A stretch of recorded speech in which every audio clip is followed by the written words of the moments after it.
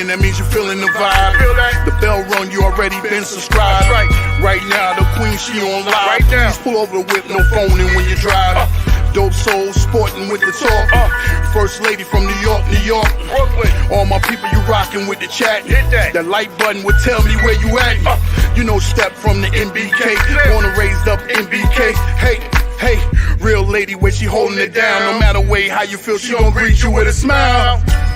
Sister, you one of a kind. Yes. Oh, sister, it's time you That's shine. Dope Soul. Where you at? Where you at? Dope Soul. Where you at? Where you at? Dope Soul. What? Dope Soul. What? Your soul. Where you at? Where you at?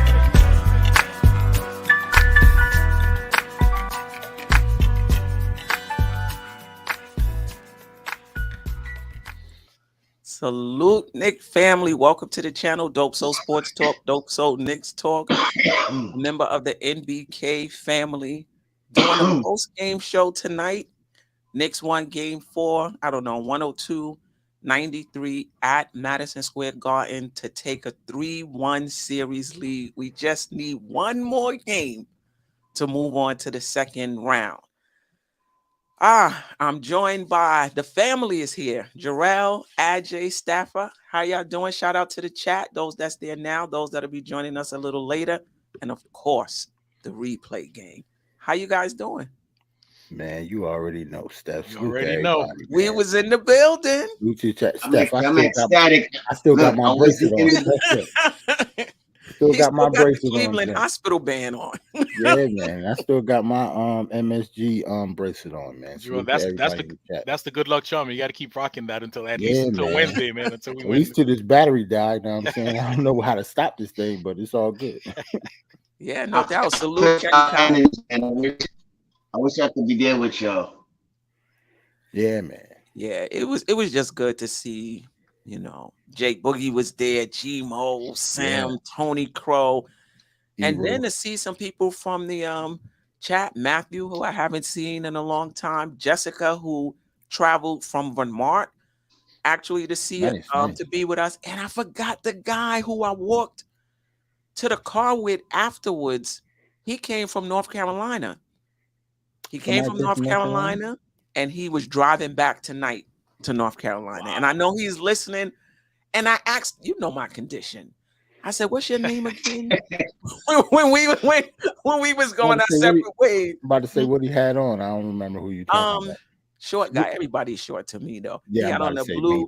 He had on a blue jersey, a blue cap, and he said he's going to be listening to us on his way back, driving to North Carolina. Safe travels, homie. Safe travels, man. Yeah, salute.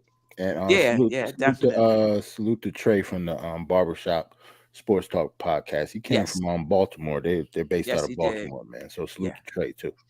Yeah, and it was so many. Listen, if I forgot your name, don't take offense. Yep. Eru was there. Eru was in the house. Eru, of course. Eru was in the house. Yeah, no doubt.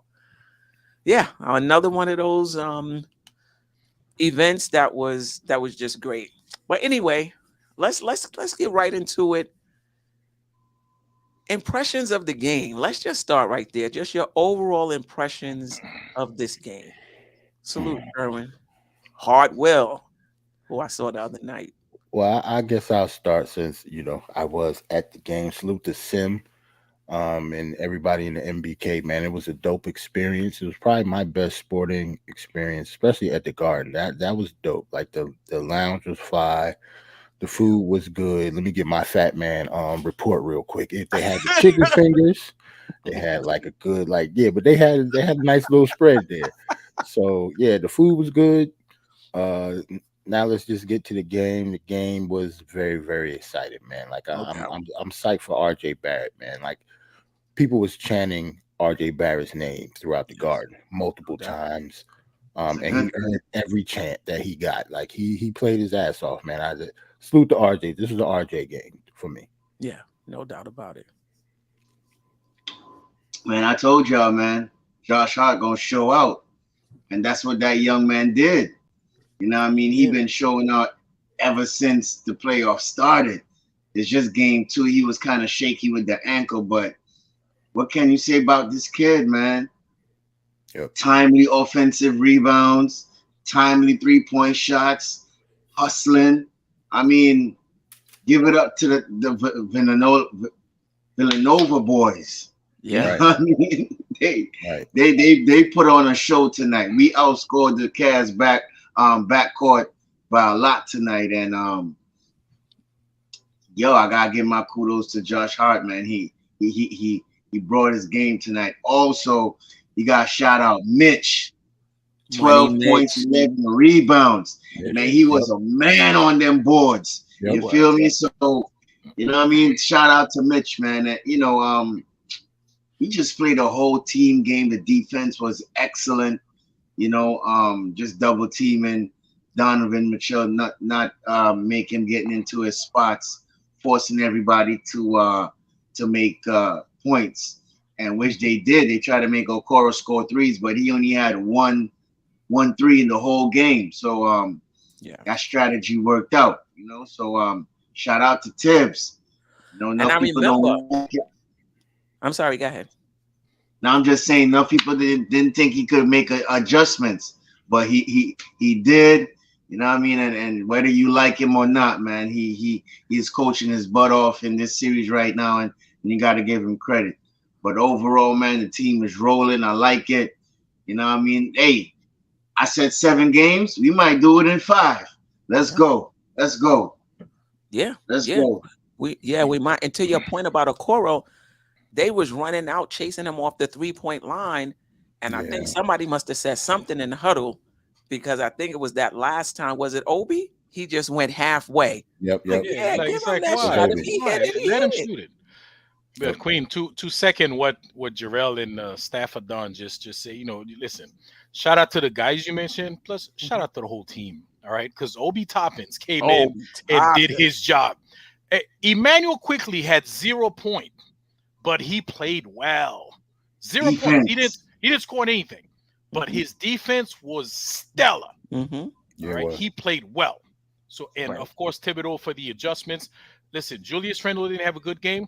When they sat him down, he was right there. He was with the team, standing up when the team was attacking. He was part of the game. Nevertheless, so shout out to the whole team. Yeah, definitely. No doubt about it. We could talk about, let me just ask you guys. Let's start with Tibbs.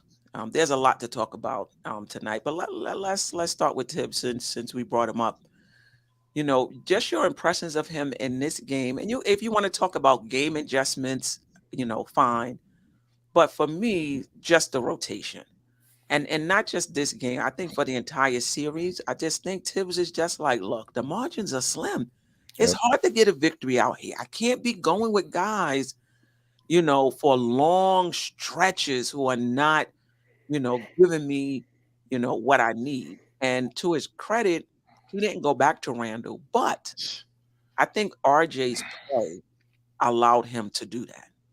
Right. Because if you weren't getting anything from RJ, and the rest of you probably have to all right, let me go back to him and see if we can get something from him. Let's see if he's settled down or whatever it is. Let me just go back one more time and see if I can get something from him. But because RJ was playing the way he was playing, and Brunson had some timely shots, Hartenstein did some good things. Mitchell Robinson these last 2 games, this is what I'm talking about. And I know there's some in the chat that's going to be like, oh, he played like that every game. He don't. No, he don't. Wait, not just Mitch. Hart. Yeah, Isaiah Hartenstein. Those guys give you great minutes. Every one of them. Yeah. Every one of them came in and they did what they're supposed to do. Yeah. And then some. Yeah. Ihart got that key block. Let me tell you, when they came out, he's got 2 key blocks. Yeah, and went on that 6-0 lead. First of all, the guarding was like, yep, you could hear like a balloon where you just slowly take the air out. The guarding was, because I figured, we talked about at halftime, Jarrell, we left a lot of points on the board. We was up 9, but it could have been 14, it could have been 15. We just weren't taking advantage of the turnovers and hitting our own shots. When it went down to 3, we was talking about Milwaukee and Miami, who we gonna, whatever. When it went down to 3, I was like, yo, is this really gonna happen? Right. The Knicks gonna lose this game. It's gonna be tied. We're gonna go back to Cleveland. Like my mind was just racing. Yeah. But then we just started hitting shots. And a 4-point lead, a 5-point lead in this type of series is like an 8 or 9 or 10-point lead. So when we started to get a little more separation, I started to come down a little bit. But for that moment, the Garden was really like, yeah, you could the feel beginning it. of that third Energy quarter. wasn't there at all. I'm watching this game, Queen. I'm like, I knew he was gonna win that game. I'm not looking at the score. I'm looking at the activity, the movement, what those guys are doing. Right. They were playing right. Okay, they went down. Eventually he was gonna turn around. They were playing the right way tonight. It wasn't just the score; it's everything else. The rebounds, all the 50-50 balls we was getting them. We was getting to all those balls. All the loose balls we was getting to them. Like they played right tonight. Yeah. What about Queen? Go ahead. No, let me ask you this: when in the third quarter, when Garland was going off and they took that 3-point lead, how was the atmosphere then? Was it like mad quiet? Was nerves rattled? Yes. Yeah, that was in the third quarter. Was. And you know what? It was to the point. On the scoreboard they showed defense. Like we were saying it, right? But it wasn't. It didn't have that same energy to it. I think people in the Garden was nervous, because it was like defense, and we was like defense. Like it just didn't have that same energy. And then somebody hit a shot, and then the energy kind of like poured back into the building. But yeah, we were on like pins and needles. Like the whole Garden was stunned, actually. Yeah. Wow. Yeah. I can imagine. I think it was that 3-point shot in the third quarter that put back that momentum in us when Brunson gave us that lead going into the fourth. I think it's that shot that really raised the energy again, and shift the momentum back to us. Yeah. I think that was a big shot at the end of the third quarter with Jalen Brunson. Yeah, no doubt about it. I mean, there's a few plays we're going to talk about it, but let's take it in turns. Let's start with Brunson. Is there anything he's showing you in the playoffs or in this game? Well, basically, what is he showing you, and are you surprised? Is it anything you're seeing in this series, in this game, that you didn't know already from him? Nah, man, it's the same old Brunson, man. The only thing that I was shocked that maybe last game that he was missing some chippies. Missing like shots that he can easily make, and you can tell by the way he played tonight that was just kind of like an outlier. Like I expect Brunson to score like 25 plus every game this series. Like I don't think they have anybody that can guard him. So now I wasn't surprised at all. Okay. Well, I think for me, I was confident in Brunson and Randle, and we'll talk about Randle a little later on, but anything can happen. Like I saw him with Dallas ball out, but I wanted to see him on this particular team. And I think what I'm learning from him is that this guy is really, really good. And like, that when you see him in the regular season, that. But I've seen the guys do well in the regular season and, don't do too well in the playoffs, right? This guy, I'm not saying he's perfect. There's some times when he's had some untimely turnovers. Like you said, Jarrell, game 3, got to the hoop, got all of the shots he wanted, missed. But for the most part, he's steady Eddie. Like for the most part, that you can count on Brunson every game. And not only that, when you need a big shot, he can go in there and get you a big shot. And to me, the playoffs are a different animal. And historically, I've always been impressed by guys who got it done in the playoffs. Those guys always impress me. And he's just impressing me. They've thrown everything in the kitchen sink at this guy throughout the series. Everything. And it doesn't mean nothing has, nothing rattles. It slowed him down some, don't get me wrong. It slowed him down some. But slowed him down, he makes the adjustments, and then he, start again. Yeah. Yeah, definitely. I think the Knicks I got think one. Cleveland already showed their hand already too. By them starting Levert, I think they got kind of rattled. So I mean, what else adjustments can Cleveland do right now? They already showed their hand by putting Levert in the starting lineup. So I mean, Brunson gonna cook. I think he's gonna keep on, the momentum in Game 5 and try to close it out when we go to Cleveland. Yeah, definitely, no doubt. We can always come back to Brunson. Let's talk about RJ Barrett. What do you think he's doing differently in these last 2 games, to help him have the success that he's had? That's pretty good. That's a good question, Steph. Maybe just stay more aggressive. Staying aggressive and actually looking for people when he drives to the basket. That's been the main thing about RJ for me. Like, he's actually turned into a playmaker out there. Like, we've been asking for RJ to do that all season because we know he's capable of it, but he just hasn't been doing it for some reason. He's just been putting his head down and just going to the basket. But yeah, I don't think they have anybody that can stop RJ from going to the basket either. But he still has to, since they do have the twin towers down there, he still has to look for people wide open because they definitely have people wide open on our offense when he drives to the basket. Yeah, I mean, I think today he was able to get guys in foul trouble. Right. That definitely helped. He went to the line 13 times. That's significant in a game like this. Yeah, that shot's still not falling, but he's still playing a lot better though. Yeah, and how about Jarrell, the shot is falling, and I think that's one of the differences because he's RJ Barrett's always been aggressive. It's just he's like 0 for 5 from the 3 tonight. Like, from the 3, but from mid range, he was all right. He's going to the basket. He was pretty good. He was like 9 for 12 or something like that. Yeah. I'm just talking about from 3 when I'm talking about. Okay. His shot, the shot, because he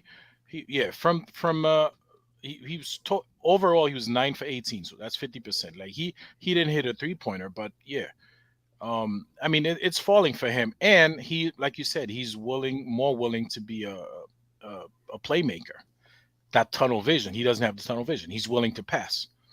Right. It put the defense on the heels. It makes it a little bit difficult for them. And especially when they started running that pick and roll between him and Jalen Brunson, when he scored 5 straight points in the fourth quarter, that was very pivotal because every time they try to lock up Jalen Brunson on the corner end, you see RJ come up, get the ball, go around the screen and try to go in, and either he make a play or he's passing out the ball, and then you get the shots from Jalen Brunson, or you get shots from Josh Hart. So he realized that they can't stop him, and in that particular pick and roll, he could either go to the basket or because he got so much attention right now. Right. That they're going to try to stop him. So when you spray out that ball, Josh Hart is right there, 3 splash, or Obi 3 splash. So you gotta come in, RJ, for keeping his eyes open, like Queen would say. Keep your eyes open. You know what I mean? And not just go straight downhill and think you could just collide among the trees. But you had one play where he went straight to the basket against Jared Allen. Yes. And you put in that layup, and you see him with that mean mug, like, yo, I'm coming. I'm coming. You can't stop me. So, yeah, shout out to RJ, man. Shout out to RJ.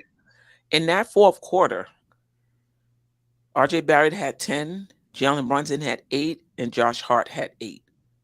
Those were the guys that was scoring for us. And don't get me wrong, everybody played their part. They played their role, whatever it was. Obi hit a big 3 for us. Obi Toppin, when they cut off the passing lanes, he had the ball and there was nobody really to pass it to. He did not panic. He just turned down and just went down, to the basket and laid it up. And he had 8 rebounds. So everybody played their part. But scoring is such a premium, and those 3 guys really, really came through for us. Anything about RJ? Do you think this is what we can expect going forward, or kind of like this series has been, one game at a time. You don't know who's gonna show up on any given night. But the good thing about it, it's been somebody. Right. I think I'm definitely agree with the latter. I think we're still inconsistent. You never know who's going to step up for this team. Right. I feel the same way. Julius Randle still haven't played a good game yet, and we're up 3-1. So I kind of have a feeling that somebody's going to step up and have to step up in order for us to keep winning. So yeah, I think, I don't expect this from RJ every night, but I don't expect this from Josh Hart every night. Like, the role players are going to have to do different things at different times. Like, I expect Quickly to have a big game finally. He still hasn't had a big game on offense, I should say. He played, his defense was good, but on offense he didn't hit a basket. So I expect him the next game Quickly might have 20. You never know. But then Josh Hart might have like 6. Right. So hopefully, like, I knew like our role players will play well under the home cooking, like I mentioned that earlier. So now we just got to go back to Cleveland and steal another one. Yeah, and definitely still another one. I mean, I think, to your point about RJ Barrett, the passing has definitely helped. 3-point shooting is not there, but he's finishing at the rim. Right. And at least in these last 2 games, he's finishing at the rim. And some of them baskets, I mean, he's barely getting it in underneath their hand. And I was like, oh my God, it went in. Yeah, he had a fade away at some point with 2 defenders on him. Was that the baseline fadeaway? Baseline fadeaway. Right, that was on the baseline. There we go. I was like, oh, I haven't seen that from him at all. And all of those shots was big. The Knicks outscored Cleveland 29-22 in that fourth quarter. Yeah. Garland had 10 for them. Garland came out in the second half and he said, you know what? If we're going to go down, we're going down shooting, basically. And he came out.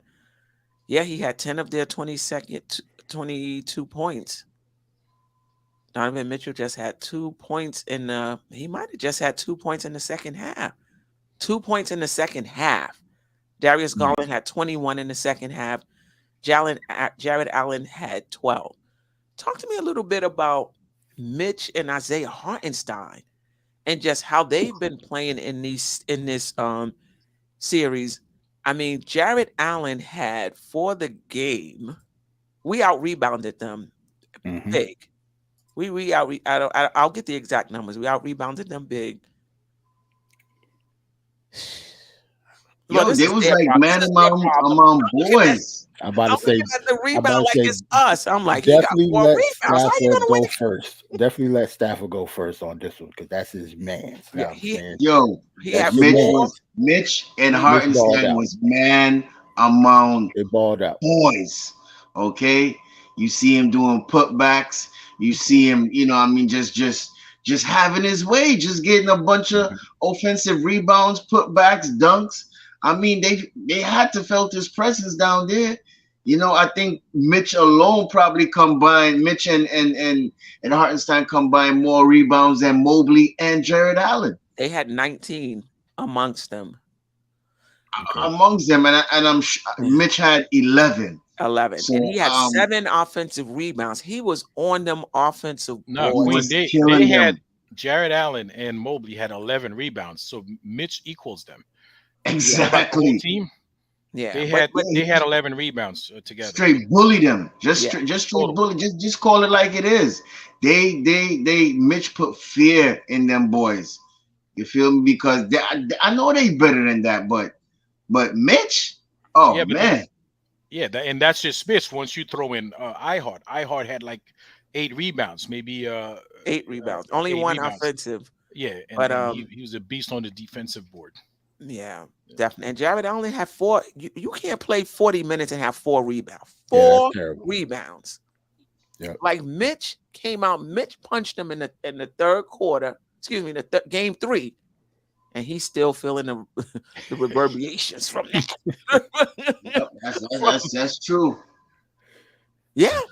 I mean, he outplayed Mitch, I thought, in that second game. And since then, no more.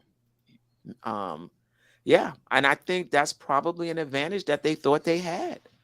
And Mitch called it from the beginning. Remember, he Yeah, said, they "Well, should. we got They me and the should big have. fella. Don't forget about me and the big fella." That's what he said when the series started. Me and the big fella. And they did it. And the thing about it, it's not even the stats with those two; it's their presence. Hmm. Just their presence. They just making it hard for Jared Allen and Evan Mobley. They make it hard when guys come into the paint, blocking shots, their length.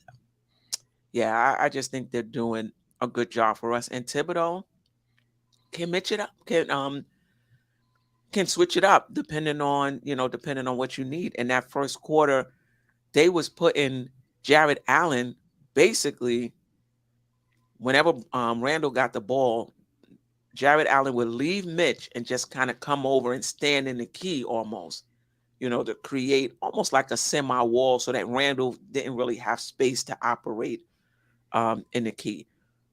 You bring Hartenstein in, it makes it harder to do that. And So how just to about have them that blocks? flexibility. And Hartenstein had a pivotal block too He did. on Donovan Mitchell. I mean, like, who these boys think they are? They could just come in here and feel they could just dunk on us. Like, really? That's the second time. That's the second time DM try that trash, bro.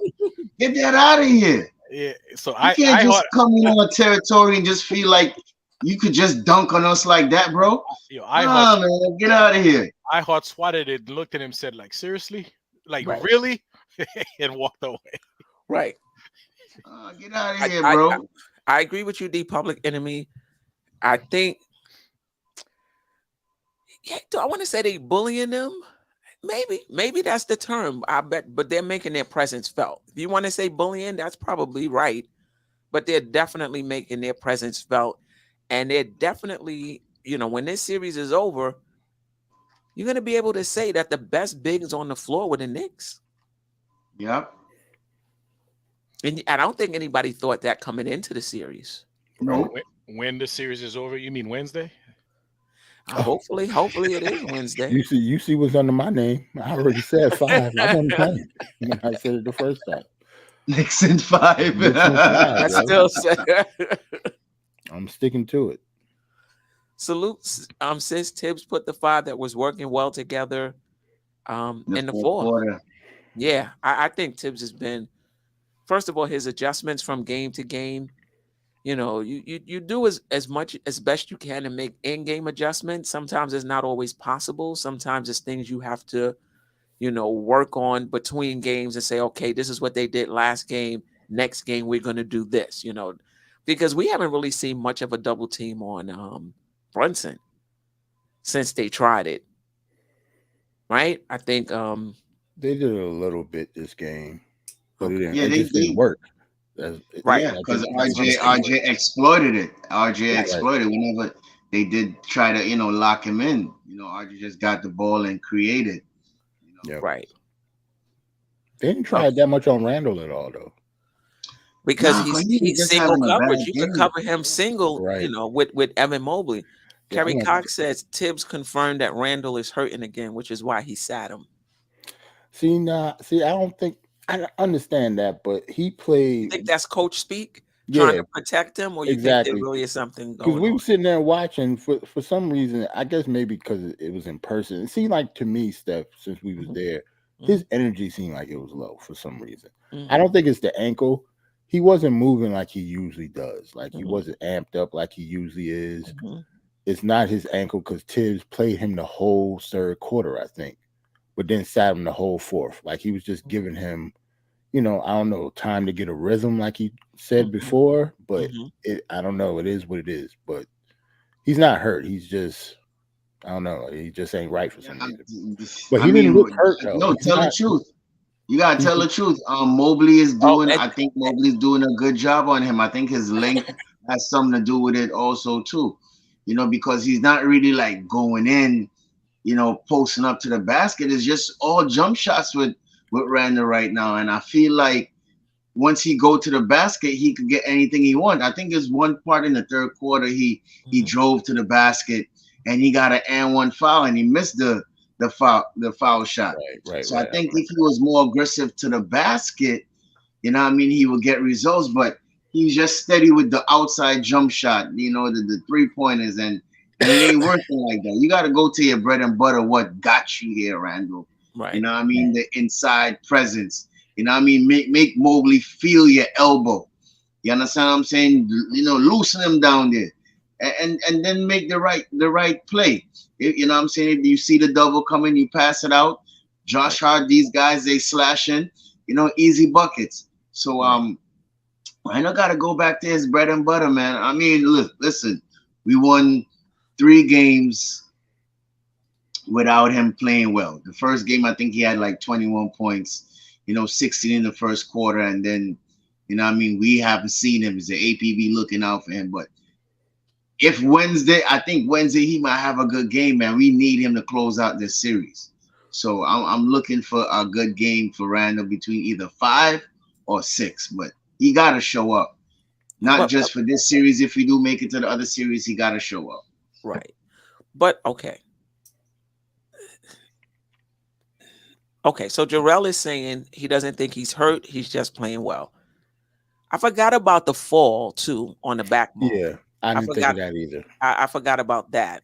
I'm just thinking about the ankle. That's when I was just thinking about the ankle because listen, Mobley is playing good defense, but if your ankle is hurt, and I'm not saying it is, right? Or if you have a bruised backbone, you're gonna be easier to guard. And I'm not making any excuses. I don't know if that's the reason, but I will say Randall handled Mobley in the regular season.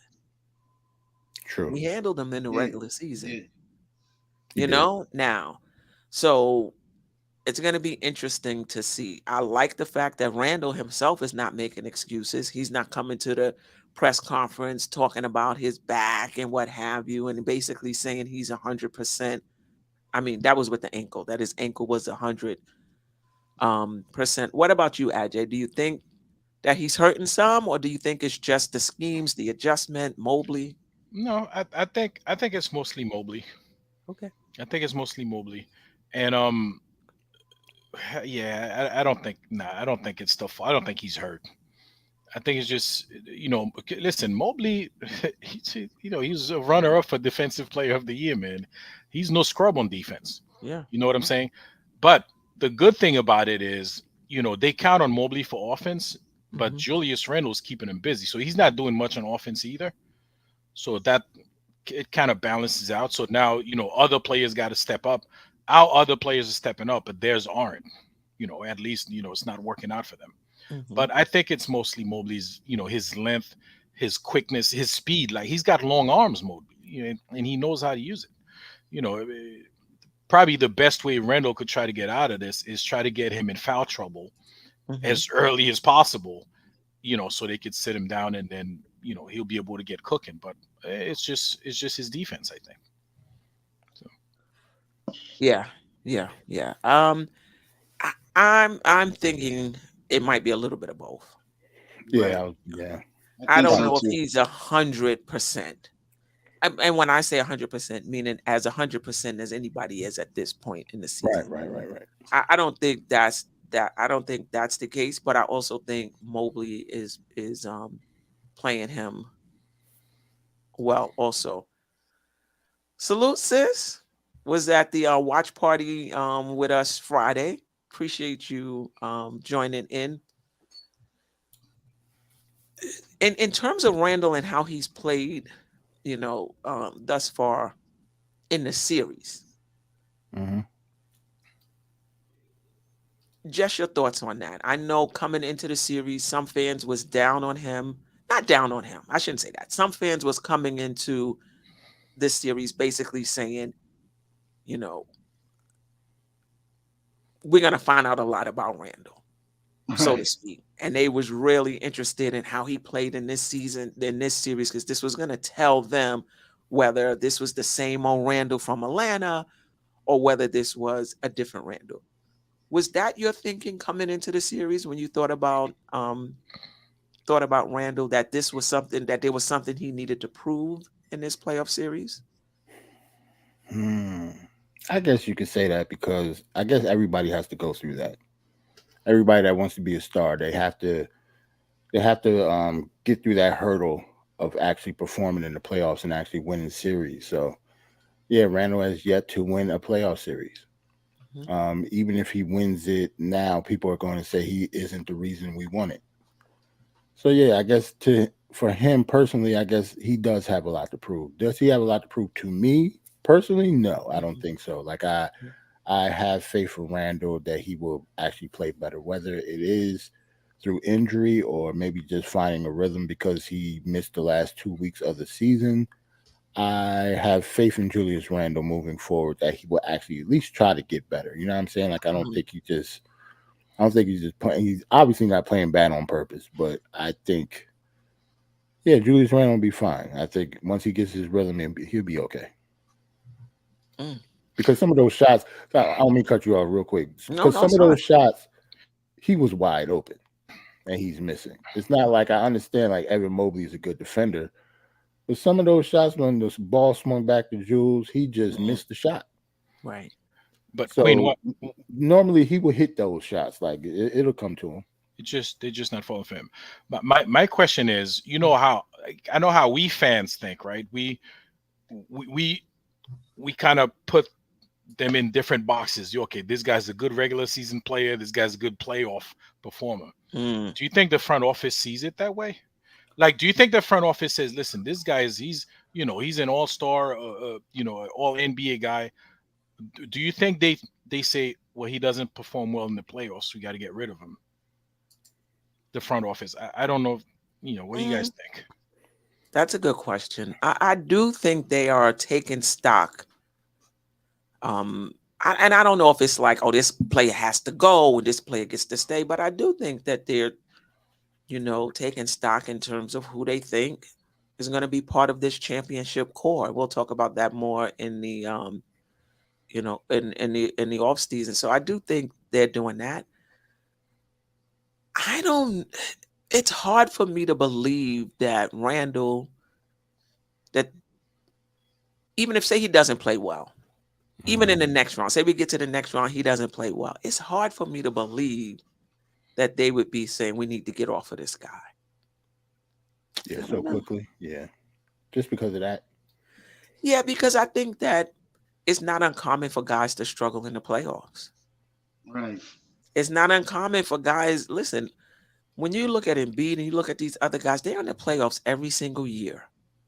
So over time, they get used to it. They know how they play. They know about the intensity and things like that. This is our second time there.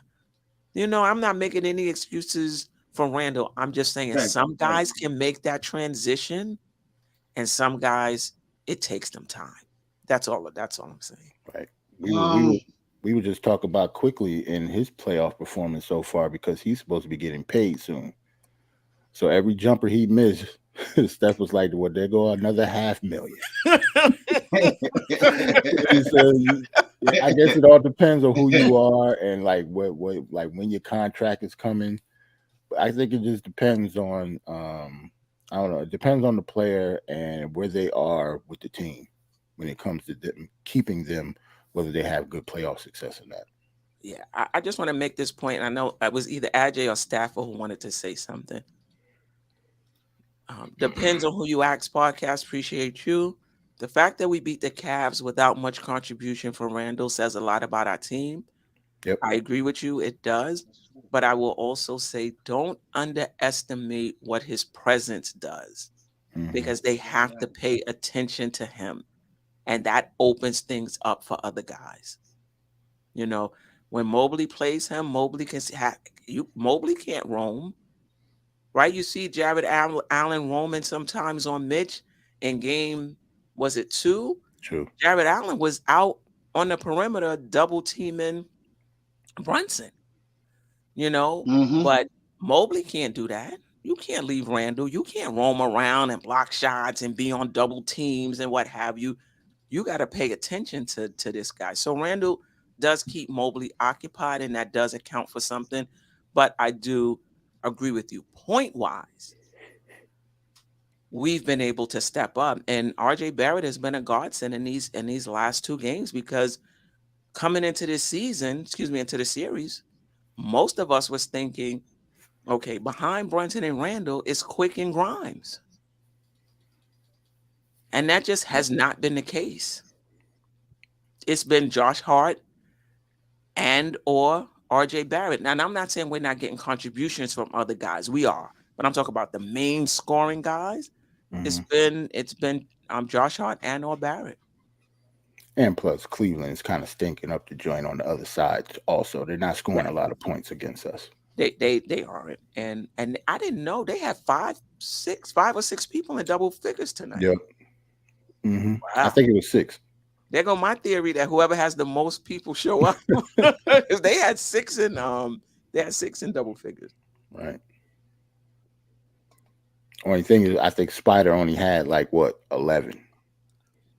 That's what it came down to. Right. Josh Hart's defense on Mitchell.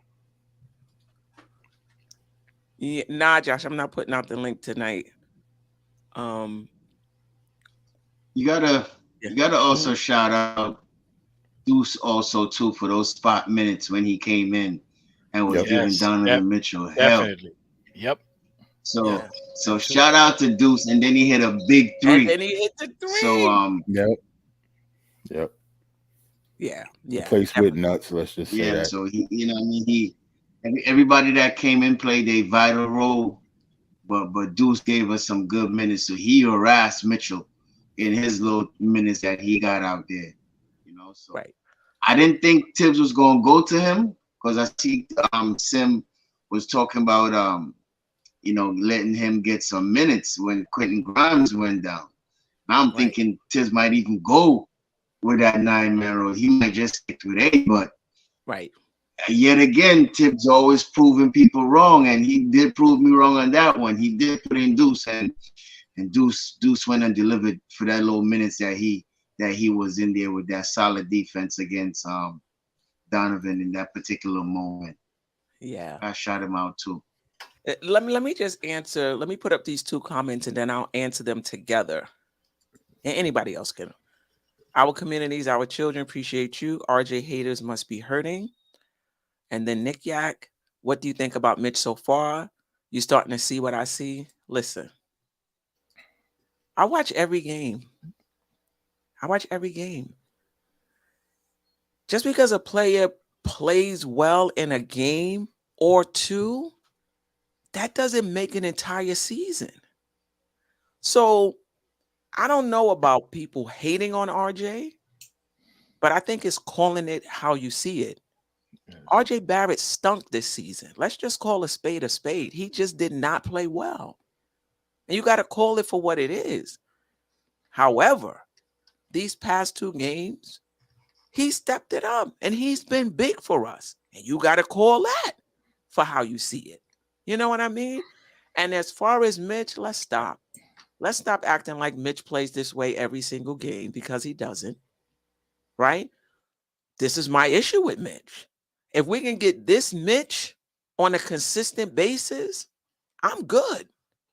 But that's not the case. The other night, he had 5 rebounds, 1 offensive rebound. If you're not rebounding, getting us offensive rebounds, getting us second chance points,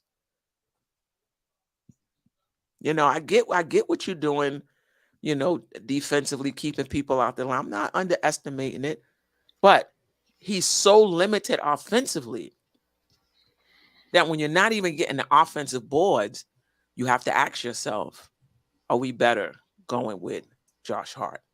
Right? So the RJ hive and the Mitch hive, enjoy yourself. They're playing well. But let's not act like this is how it's been all season. I just don't understand that logic, Queen. Like this RJ, I don't get it. So I guess Julius Randle haters must be happy because he had 2 bad games. Right. But that's how we are. No, that's not how we are. That's how some, the fans, quote unquote, fans are. I don't get it. It just doesn't make sense to me. So RJ's been sticking up the joint. So we're supposed to be like, yeah, he's been all that. No, he hasn't been all that. The past 2 games, though, we won those 2 games because of RJ Barrett's play. We would, without RJ Barrett, we don't win those 2 games. Right. Okay. Yeah. So, whatever. Yes. what is that? Bang US Sports. Mitch is up and down, but he was big tonight. No doubt about it. Just no about it. No doubt about. I think you do well if you just call it how you seeing it at the time. Yep. you know, RJ Barrett is huge. You know, he was huge tonight. And hopefully he continues. And I think what I've been most impressed with is what I like to call his floor game. Just how he's seeing it, playing within the flow of the game, taking what the defense gives him, not forcing it, looking for other people. Those sorts of things are huge. You know, I think if he's going to really be helpful to us as the years go on, and not just him, all of our wing players, we got to get better on the perimeter in terms of hitting shots. I mean, we have been atrocious in this series, particularly from 3-point. Everybody, not just RJ Barrett. Everybody shooting 20-some-odd%. Yeah. Yeah.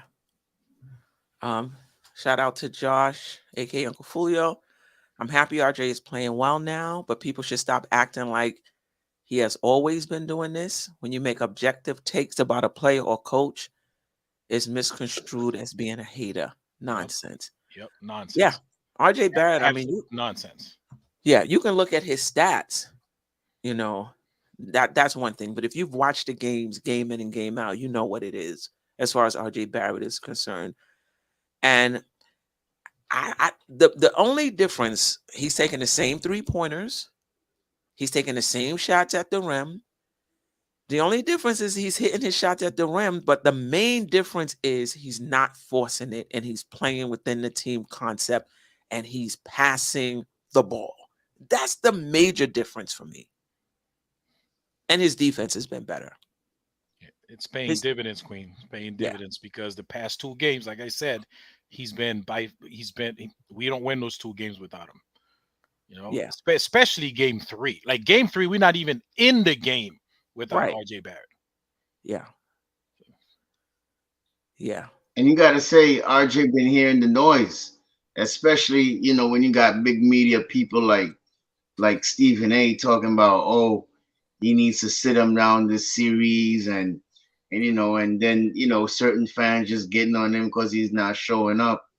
So the young man heard the noise. He came out these past 2 games and he did what he had to do. You know, so gotta give RJ first of all, he said it too. You don't even, you know, he's never, hold on, CSK, he's never like, you don't see his demeanor go down or up. He's always even keel. You don't know what his head level is.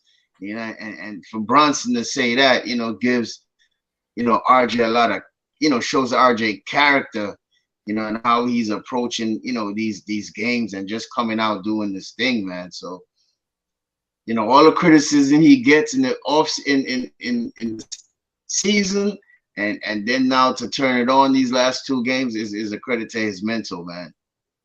I want to say real quick, RJ Barrett doesn't listen to ESPN. He listens to content providers like DopeSoulSports Store.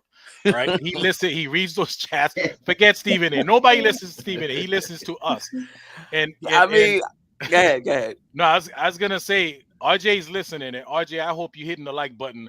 Guys, hit the like button. There's 41 likes. All these people listening in and chatting. Let's hit the like button. RJ Barrett, I know you're listening. Hit the like button, please. That's true. We got 114 listening, 42 now. Let me put a like as well. 43. I mean, Sherman, I appreciate you rocking with us. I can't say RJ has been outstanding all series because in game 2, I don't think anybody was great at all. Somebody said he was outstanding also. All series. No, not all series. Not season. game 2. Nobody was good game 2.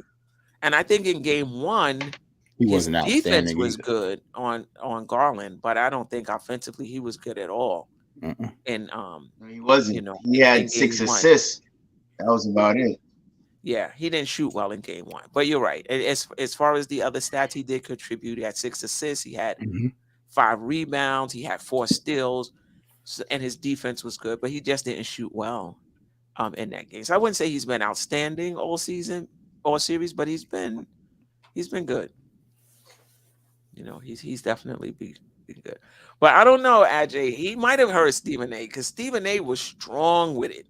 He doesn't belong on the floor in this series. Hey. Some players are not built for Yeah. certain matchups. He went in. He went in. He might have heard that. Who gives that man a microphone? Whatever. Look, ESPN. RJ, he mightn't hear, but believe his team probably Yeah, heard I know. I'm just- those no's and told him to. Because whenever somebody talked about, like, I mean, example like LeBron, he mightn't hear them, but his team hear it though, I and know. relate the word back to LeBron. So don't think RJ ain't hearing the noise, bro. I'm telling you, he is hearing the noise, and from the fans too. So I mean, this is New York City, bro. You gotta understand, we hear everything, and them players hear everything, especially in the news and social media these days. It ain't like back in the day. This is a whole new different animal when it comes to criticism about players, and they hear the noise. Trust me when I tell you that. And I listen. I hear. I'm just kidding. But if that's what made him play better, then Stephen A. Please keep bashing him because I'm about to say Bash Randall next. Bash Randall. Bash and Randall. IQ. Right. Bash IQ and Randall. Go in on Randall. Yes, go in on him. Yeah. What do you think we need to do? Do you think we close out in game 5? And what do we need to do to close it out in game 5, which is in Cleveland? You know, where we got that first one, but that second one, they gave us the business, particularly in that second quarter. Man, I said 5 games. I'm sticking to 5 games. I think we're just better than Cleveland. I thought game 2, I didn't think we was going to take both games. I thought we was going to at least take one. That's why I said 5. But I have us winning in Cleveland on Wednesday. And I think I don't want to say easily, but I don't think they could beat us again. I think game 2 was like an outlier. Okay. I think we just have to be able to withstand the initial punch because they're gonna come out the gate. Of course. Ferocious. Yeah. Yes. So if at halftime we're either up or down, like the difference is like 5-6 points, we going home. Mm. Yeah. So I think Randall needs to have a big game 5, man.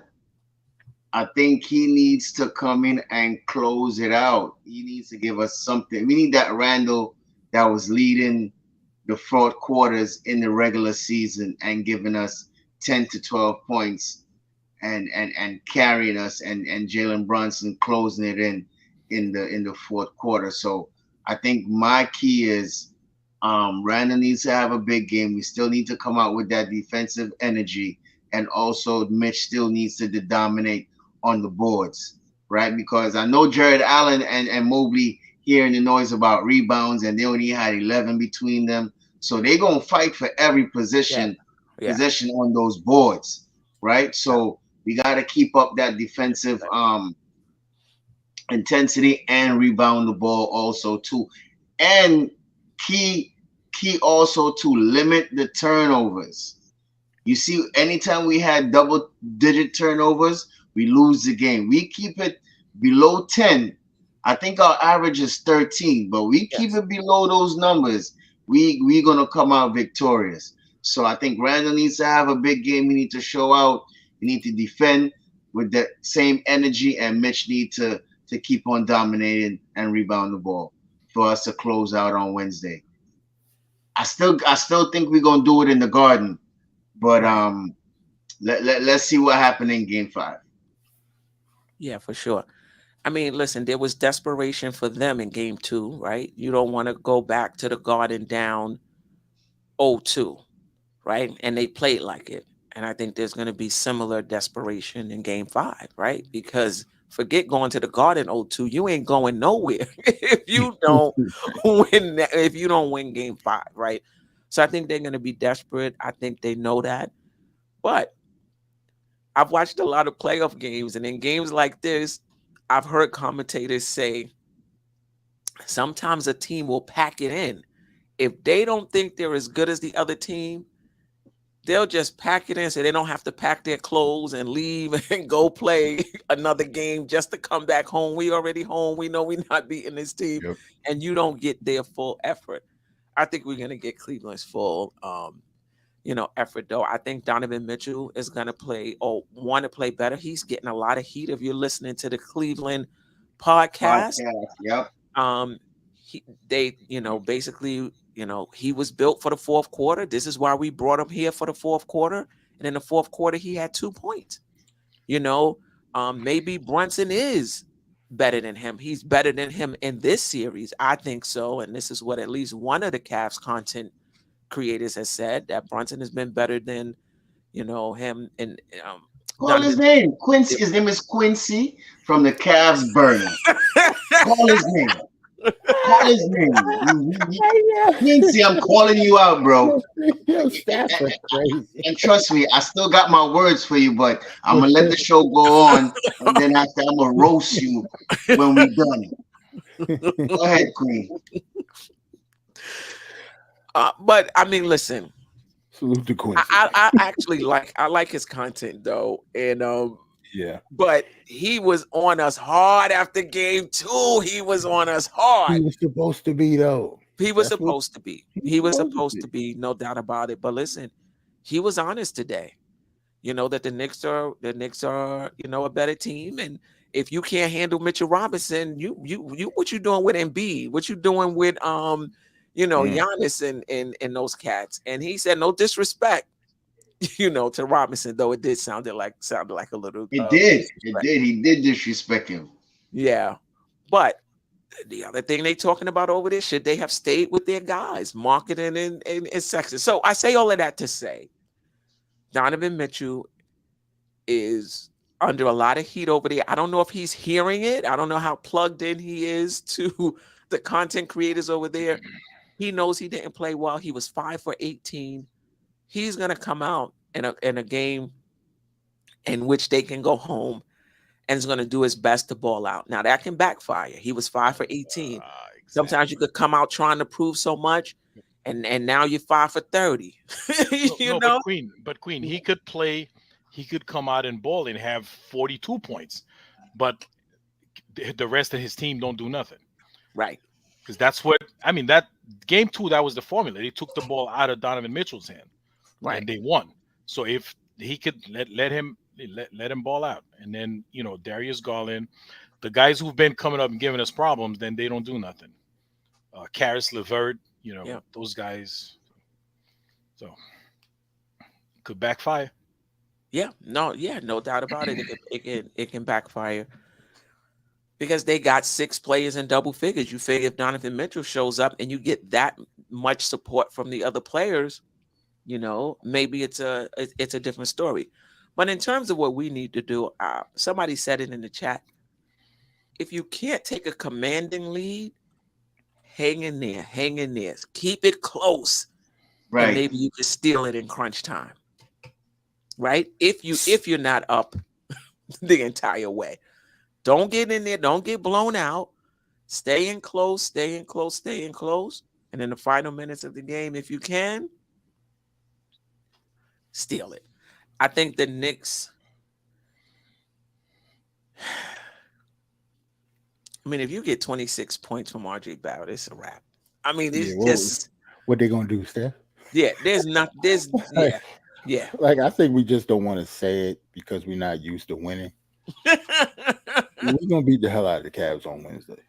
Yeah, I don't think we're gonna lose that game at all. I have 100% faith that we're gonna come back to the Garden. Like, we're not gonna have a game 6.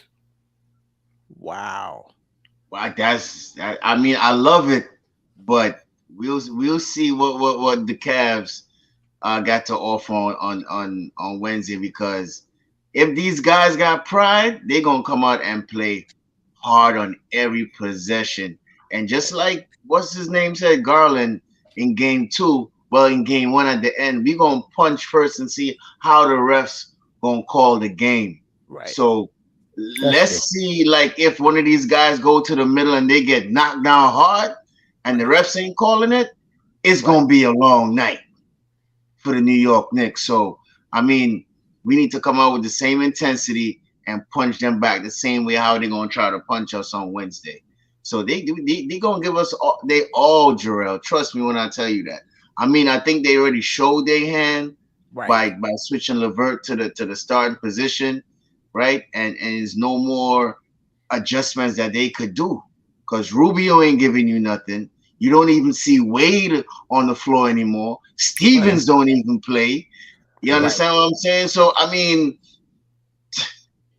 what else do they have to prove? That starting five and the other two, Osman and Okoro. Right. That's 7 right there. Well, I mean, but not for nothing. They really not deep. They got some really old people on that bench, man. They got Lopez. Yeah. I mean, he's a backup center. I mean, he don't really do nothing. No, I'm saying that's what we're deep. Our bench is so much better than theirs. It's like, I don't know what they. Yeah, I think off their bench they got 19 points off the bench, right? Osman had 10, Okoro got 8. Everybody in that starting lineup, those scored in double figures. They beat us in game 2 because everybody sucked. Yeah, everybody. Not a single player on our team had a good game. Yeah, and they only beat us for 1 quarter, really. Right. And that was the second quarter in game 2. Yep, that's true. Everything else has been pretty much even, or we've been ahead. Right. I don't have any. Wow. I'm not worried at all. Wow. Well, if we close it out, are we gonna? You think we can be back on Wednesday if they close it out, or we'll just wait for Thursday?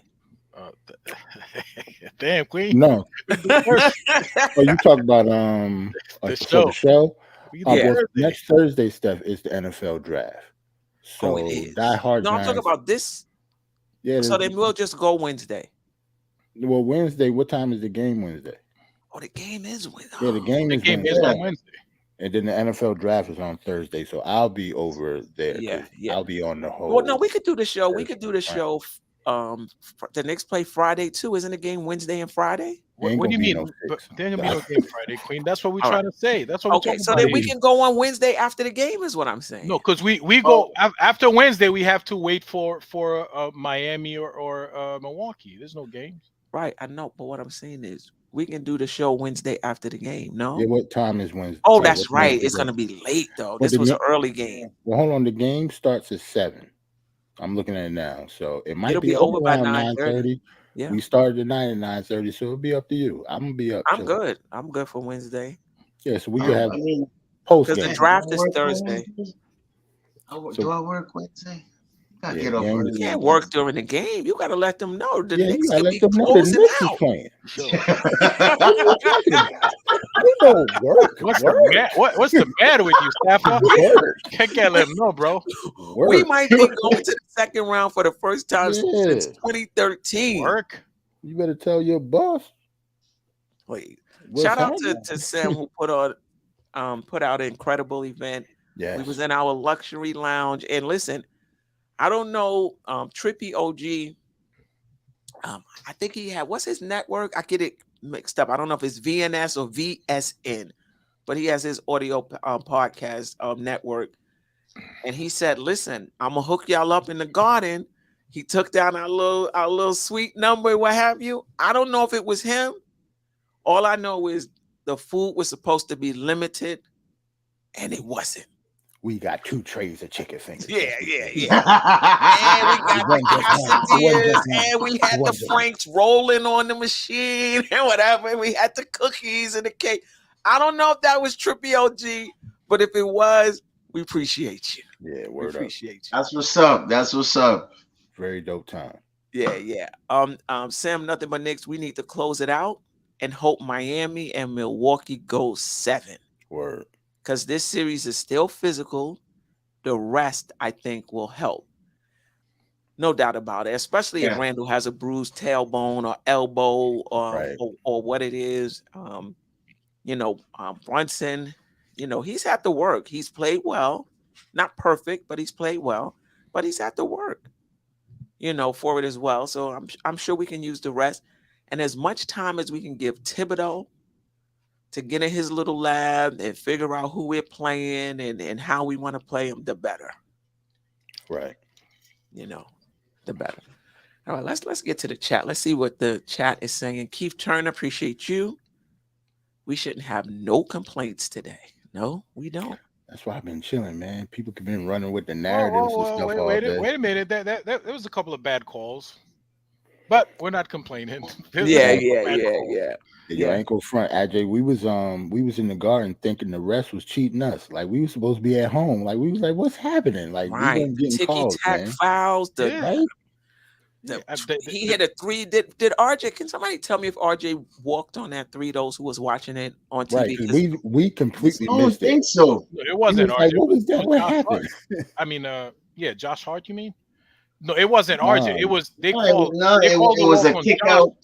No, they called a walk on Josh before he passed it to RJ. I see. Okay. All right. Yeah, he might have walked, but that Mitch block that they took out, that they given that was a block.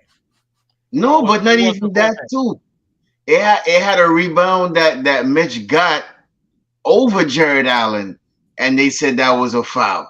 Yeah, over the back. And Mitch didn't even touch him. Mitch just grabbed the ball like a man. Yeah, they had some crazy calls today. Right. Yeah. King Cypress, Randall got a bruised ego. He didn't even talk to the press. But let me tell you something. He was on that bench rooting his team on. So whether he talked to the press or not, that's one thing. We talking trades already. No need to trade on those stupid things, man. We ain't trading Mitch unless it's but okay. Somebody brought up trading Mitch already. I know. I'll trade Mitch for a superstar in a second. All right. Okay. Big Hartenstein block today. Yes, it was. Huge. Yes, it was. He had 2 of them. Yes. No, but that one in the 4th, though. Give me that. That was crazy. Yeah, definitely. Grimes didn't play today. Right. Contusion shoulder. Yeah. Any update on that? I haven't seen anything. Was he there? Was he on the bench? He was definitely there. Yeah. He was there. I mean, he has a good, we the next time we play is Wednesday night. 3 days. So listen, yeah. He should be ready to go Wednesday. But yeah, Grime is like 15 years old, man. They heal up real quick, them kids. Yeah.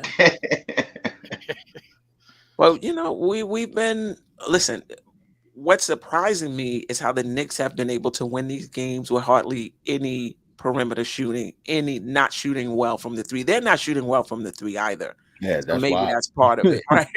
That's why I said they stinking it up. But what is our coach forte? Defense. Yeah. Yo, defense. Even though we were a top 5 offense in the season, is the defense that carried us in most of these games, man. You know what I mean? We held the Cavs under 2 out of 4 games under 100, and then we held them to 79 points for the whole entire season and playoffs. Yeah. Defense, man. Give it a tips. Yeah, they shot 26% from 3. We shot 27.6. My goodness. Well, both teams is playing good defense. Yeah. But, you got to give it to Tibbs, man. You can't get that man a whole bunch of time for him to come up with some schemes, man, because he'll give it to you. 27.6. That's brutal. Kerry Cox said, and we were talking about this. Well, who was that? Was that Matthew? Somebody was saying that.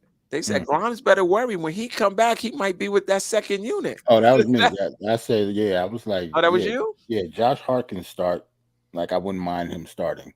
Yeah, I have no problem with that either. Because he plays enough minutes. It doesn't matter if he starts or not. Yeah, it wouldn't matter to me either. Yeah. Nick Nation 112, I appreciate you. Salute Queen, the panel, and Knicks Nation. Could we stop the comp with IQ and RJ? What comp? Man, I don't get that one. If Josh, I think what he's trying to say is that we label IQ as the 3rd best player on the team. So I think that's where he's coming from, because a lot of us says who is the best player, third player on the team, and we go to IQ a lot, right, and not mention RJ. So I think that's where he's coming from with that position right there. Right. I mean, but deservedly so, though. I mean, maybe we should say he was the third best player this season, right? Because even when you talk about who's better, Brunson or Donovan Mitchell, some people are ready to say Brunson is better.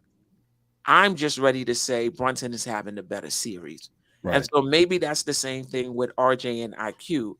Right. IQ is definitely had a better season than RJ Barrett. Is he the better player overall? We shall see. When you think about skill, he definitely has a better skill set.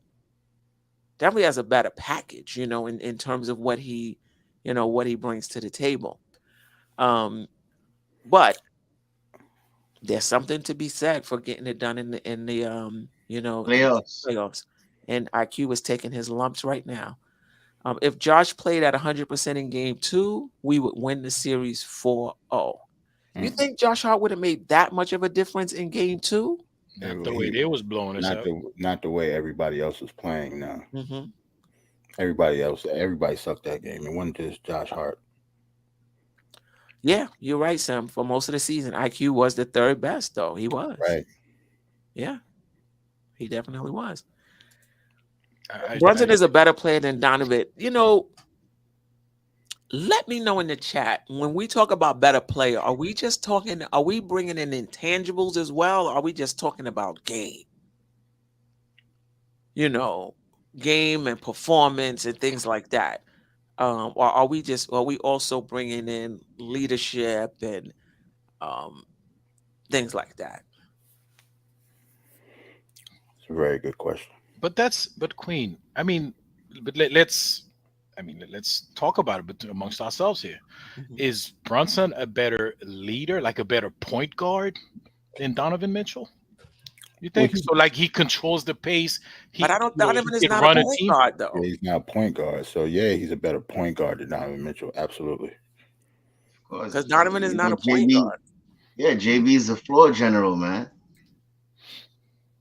But Donovan Mitchell brings up the ball sometimes, but if you see who's initiating the offense, CSK, it's Garland. Right. So he's just an undersized 2 guard. But Donovan Mitchell is good enough to get 13 assists like he did the other night, though. Yeah. Right. So he's not a point guard, but he's capable of doing stuff like that. Sometimes he does initiate the offense. Right. Okay. Yeah. That's part of the reason why he's great. I get. Oh, you know what? In Utah was Conley, right? Mike Conley was doing the. Yes, he was the point guard. Yeah, he was the point guard. Okay. Yeah. Yeah.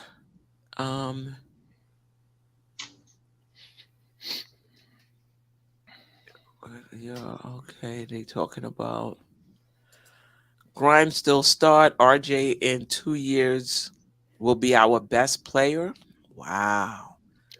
With Donovan, 12. All right. So IQ was more favored. IQ is a role player. RJ is starter from day 1. But so, RJ was, yeah, that's what he's saying. So are you saying Jalen Brunson not going to be in 2 years? Because if Jalen Brunson's here in 2 years, you think RJ is still going to be our best player? Hey, both of them is young still, man. Yeah, both of them. Yeah, RJ is 22. I think Brunson is 26. 26. So he's still going to be in his prime still. He's just entering his prime. Yeah, I think all this just depends on how much faith you have in RJ. That's all. Yeah, exactly. He has a lot of faith in RJ. That's cool. Yeah, but to say IQ was more favored, I don't think anybody has been handed anything more than RJ Barrett from the time he came to the Knicks. Yeah. I think it's just work ethic and how Tibbs see you play in practice and in the games, man, that that that gives you that edge with him, but I don't think it's no type of favoritism like that. I think once you go out there and you do your job, I think that's who he's going to put in the game to end the game or start the game or however you want to put it, right? Because you see tonight and in previous games, he left certain players in there to finish the game who he think that will end the game for him. So, I mean, I don't think it's favoritism, man. I just think it's how the game presents itself and how it's flowing, Right. and who's going to end the game like that. I don't think it's a favoritism at all. Right. Yeah, I don't think so. I don't think so either. And like we were talking about on the post game at Legends tonight, shout out to Legends NYC. Tibbs is just selling out to the process. You know what I mean? IQ didn't play well those first 2 games. He didn't get a lot of minutes either. Right. You know? He benched Randall for all the whole fourth quarter today. Right.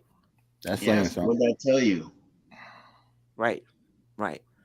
The flow of the game. Yeah. That was some move. Like, you got to give Thibodeau credit for that. I don't think it's a big deal though, because he's been doing it all year. He did it to RJ how many times? Right. I mean, people blow it up like, oh my God, he sent Randall for the full court. He's been doing it to RJ. He's been doing it to IQ. He's been doing it. You know what I mean? Randall, I don't think it's a big deal. But he hasn't done it to Randall though. You don't think that makes it he hasn't done it to Randall. And this is the playoffs. So yeah, if it's the time to do it, it's now. It's not exactly. We can't say Tibbs don't make adjustments in the playoffs anymore. So if that adjustment that he had to do tonight, that was the key. Sit Randall for that full quarter and let Obi, do his thing. It's a couple of games where he had to make decisions between him and IQ and Grimes, or RJ and Grimes, or IQ and RJ. So I think it's just the ebb and flow of the game, man. That he makes his decision like that. Sometimes you mightn't agree with everything that he does, but he's been pushing the right buttons in these 4 games right here. So to me, in my personal opinion, it's not a big deal. It might be a big deal to a couple people, but I don't think it's not a big deal to me. He had to do what he had to do. We trying to win a playoff series. Yeah. Now that right. But how many times have we seen him? Sometimes the game be out of hand. Here come Randall coming back with 6 minutes left. Here come Randall coming back in the game with 4 minutes left, or 3 minutes. Right. 3 minutes left. No, you're right. You're right. But I will say, Obi played well. Yes, he did. I've been impressed with Obi this entire series because I just feel like it doesn't seem like the moment is too big for him, and part of it could just be his role as well, right? And he's just been basically giving us whatever he can give us every single night. Just be a star in your role, whatever that is. But right, the Knicks were able to keep Randall on the bench not because of Obi Toppin. They were able to keep Randall on the bench because of RJ Barrett. Right. And what they were getting from RJ Barrett. Good point. And Obi Toppin stepped up though in the rebounding category for us. I just wanted to see. They was good rebounds too. Like Obi was snatching in traffic, right? Like that's how you could tell that he's always capable of doing it. It's just some type of disconnect that he has that he doesn't. Right. So Obi played 11 minutes and 19 seconds, which is pretty much the entire fourth quarter. And he had 5 of his 8 rebounds in that fourth quarter. So that's what he did. And that fourth quarter was huge for us. I mean, that's where we won the game. Yeah. Right? We won the game in the fourth quarter. I believe with 5 minutes left, it was still a game. Because I remember saying we were up 7. We were up 7. with 5 minutes left. But still, I thought Obi Toppin was huge in that fourth quarter. 5 rebounds. Didn't he hit a big three also too? He hit a 3, but it wasn't in that. It wasn't in the fourth. Yeah, it went in the fourth. But when he hit it, though, it was a good time when he hit it. I forgot when it was. That's what I'm saying. Yeah, I know he it was a went nuts, momentum though, yeah. change too. It might have been in the second, because remember he didn't play in the He didn't play in the third. It was the second. It was the second quarter. Okay. That's when he had the 3 rebounds as well. Yeah, Obi was cooking today, man. Yeah, I really. I mean, I just think that everybody came in and gave us what they could. Everybody wasn't perfect, but they gave us what they could. Right.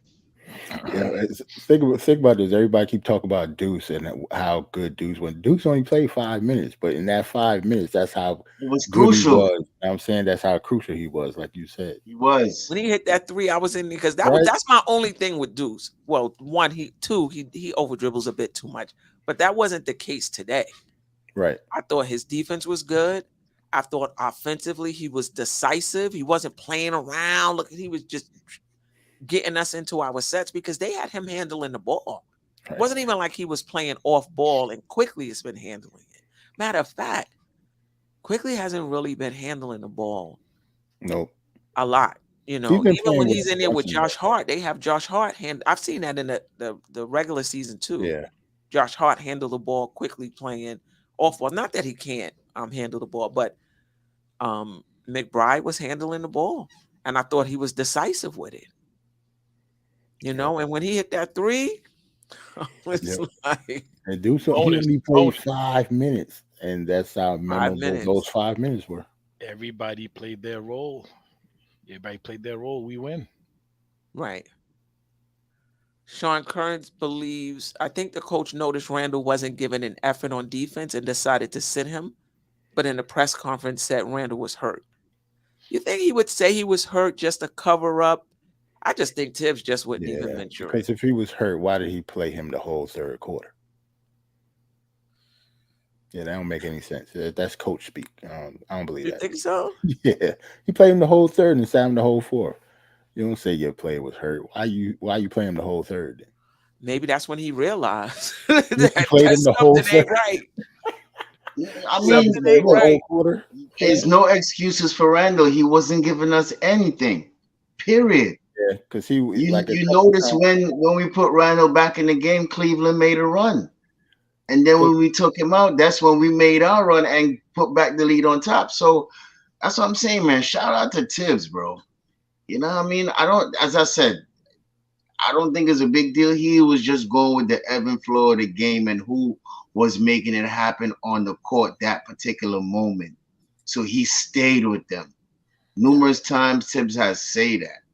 Right. So, I mean, the guy wasn't giving us nothing. He had 7 points. Right. 7 points. Right. You know what I mean? He was making jump shots. He wasn't making it. He was making threes. He wasn't making it. He just didn't have it. And Obi just brought that energy that we needed. It's just plain and simple like that. You know what I mean? You never know. In game 5, he might bounce back and have 25 points. So I'm not really tripping off of that, right? Shout out to Jerome Herbin. If this is your first time, welcome. If not, welcome back. This is not a good series for Quickly. He's a guy that works inside out, and the 2 7-footers interrupts his float inside game. Yeah, I believe that too. You may be right. You may be right about that, but that's for most of us. I think most of our players. I think we shoot enough threes just to keep the defense honest, so that we can go inside. That's Brunson, that's Randle, that's IQ, and I'm missing, and that's RJ. I think he has a point there too, because if you look at Quickly game, right, there's normally floaters in the paint, and they've been taking away that from him. If you look at all the games he's played, he couldn't get into that paint where he could create and do a little floater like that. They took that right away from game 1. Well, no, that's what I'm saying. And the fact that they have, big guys that's back, it just doesn't play to our strength. So that's what I'm saying. It's just amazing how we've still been able to win these games despite the fact that where we like to get our points in the paint is where they're strong at. And we've been able Right. to do it anyway. Right. Because, I thought that would be an issue for us, and it hasn't been. And I think the floaters really open up his 3-point game, because when you penetrate, you know what I mean, you got the defense at a standstill. So, you know what I mean? So I think when his floater game is not dropping, you know, he doesn't have that outside shot, because, you know, to have the defense at a standstill, Yeah. you know, with the up fake or just driving, you know. So they took all of that away from him. Yeah, I wanted to get this. When the Knicks were down, Randle scored and got a huge block. He had a decent third quarter. I'm leaning toward he's not 100%, a little bit of both. But I do remember that when he got that basket, and we needed it too. At the time. That was a good block. I mean, there was a comment here, and shout out to Alois. Oh, that was the block, the chase down. Was that the chase down block on Mitchell? I think so. Yeah. He had a big block on Mitchell. Sherman, IQ fans, his defense is brutal. I'm watching the fourth quarter. Garland is abusing. All right. Queen Alois pointed out that when Randall's not rebounding, you know, something's wrong. So I wanted to point. I kind of agree with that. He only had 2 rebounds the whole game. Right. And, you know. Yeah, that's questionable right there, for real. Yeah. The disrespect for Randle is real. Somebody else said, is Randle under pressure? But I don't think it was. I don't. I mean, disrespect. He had 7 and 2.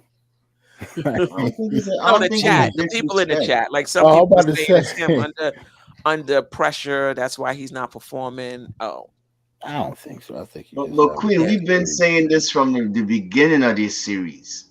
If he don't show up, they're going to be saying a whole bunch of stuff. So it should be no surprise, you know, about what the comments is saying. Because we've been saying if he don't show up, they're going to say he's not built for this. He can't handle the pressure. And we talked about that. I heard it. So it ain't nothing new to me, in my opinion. I already know what was going to happen if you don't have a good series. Here's the thing, though. This is the playoffs. Nobody cares if Randle is hurt. Yeah, I got you. Nobody playing Randle cares if Randle is hurt. If he is on the court, that's Julius Randle on the court. They don't care if it's a hurt Julius Randle on the court. So that's why we're just talking about his game. We don't care if he's hurt. Like, it doesn't matter if he's hurt. It's the playoffs. Right. If he's hurt, if he's injured, he should not play. Right. As long as he's on the court, he has to be Julius Randle. Or he needs to Facts. 25-10. Stop saying if he's hurt. Nobody cares if he's hurt. It doesn't matter. It's the playoffs. Yeah, I mean, I don't expect Randle, Brunson, RJ, Quick, none of those guys to get their average in this series because it's just not that many shot attempts. So if you're averaging 20 and you get 16, that's 20. Right. If you get 16 points in this series, that's your 20. Yeah, true. You know. David said Tibbs cares evidently. Evidently he didn't, because he played him the whole third quarter. So it wasn't that he was hurt, man. He just had a bad quarter or whatever. Ron, salute, brother. Still Knicks fan, so Paul is well with you and the fam. Randall may not be right. Plus, I still don't think he has got his rhythm yet in this series. That's what happens when you're out 2.5 weeks. Yep. And have to come back in the playoffs versus a top 10 team on D. Right. Randall was missing like wide open jumpers and stuff, man. He's out of rhythm too. It's not just that. I understand that he can be hurt. Right. And I said nobody cares about that. Right. I get what you're saying. The opposing team does not care. Right. So he still has to perform. Right. Whether you think he's hurt or not. Yeah. Yeah. Yeah. Yeah.